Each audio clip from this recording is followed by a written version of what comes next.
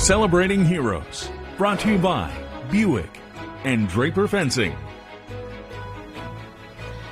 At 6:44, Wish TV is celebrating heroes all month long. The regional airport in Seymour is not only a former World War II airfield, but the site of a fight for freedom. Tuskegee Airmen trained at Freeman Field and at one point risked their careers and lives in a disagreement with military leaders. News 8's Cody Adams knows the story. You went to the museum at the airfield. Yeah, it's an amazing museum with all kinds of history and a story that I didn't know of, and I'm glad that I've learned of. Dozens of American officers fought for equality, not only in the military, but in the country as a whole. It resulted in what's now called Freeman Field mutiny. It changed the course of military history. From the outside, this building may not look like much, but the inside is packed to the brim with the history of what Freeman Airfield once was. Larry Bothy is a Vietnam War veteran. He's also the Freeman Airfield Museum curator. We get two reactions. One of them is people say, I didn't know there was a museum here. And then they go, oh my God, I had no idea you had all this neat stuff. From 1942 to 1948, Freeman Field trained more than 4,000 pilots for the Army Air Corps. It's also the site of one of the most vital historic events in civil rights history.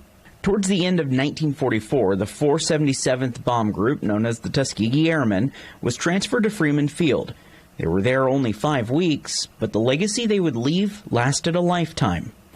It's 4 bombs, 7 bullets, 477. It says, our hearts with our country, our eyes on the target. That tells the story of the airmen. It wasn't just about the enemy. It was about changing and improving the living and working situation for African Americans. Reg Duval is a member of the Indianapolis Tuskegee Airmen Chapter, an organization dedicated to preserving the history of African American veterans who served during World War II. All African Americans were fighting against fascism overseas and against the type of treatment they were receiving here, with the hope and expectation of more full participation in the American dream.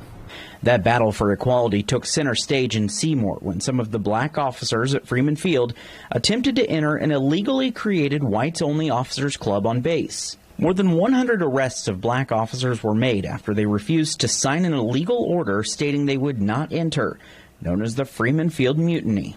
The defiant moment was captured in this photo, secretly captured by a sergeant who hid his camera in a shoebox after other photographers had their cameras confiscated or destroyed. This made national news. There were some folks that were very concerned. It also served as a principal reason for, or contributing reason for, Truman to integrate the United States military. All but 3 men were released back to duty, and 2 of those men were acquitted. Lieutenant Bill Terry was not, though. He was found guilty for jostling an officer and ordered to pay a $150 fine and kicked out of the Air Corps. It wasn't until the 1990s that he was exonerated. So here they are serving their country, setting that example for even the Air Force today in terms of teamwork, leadership, and here they're arrested on the other side. The Tuskegee Airmen story caught the attention of a local Boy Scout by the name of Tim Molinari. He approached the airfield with the idea to honor the Tuskegee Airmen in a permanent way. They placed 2 statues on the grounds to commemorate the historic 5 weeks the airmen spent at Freeman Airfield and their contribution as a whole to the fight in World War II. There's also an endowment attached that will help in continuing to share the history. We'll be able to do educational things which will continue to tell people what's here and help preserve the memory of the Tuskegee Airmen Group. The statues now stand tall on a base where the airmen had to stand up for what was right, and now that history lives for generations to come. That young Boy Scout, Tim, is actually the younger brother of one of our producers, Christina Molinari. So big kudos to him for bringing this story on. The museum's open on Saturdays from 10 to 1.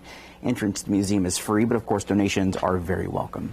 In the newsroom, Cody Adams, Wish TV, wishtv.com, and follow us on Facebook.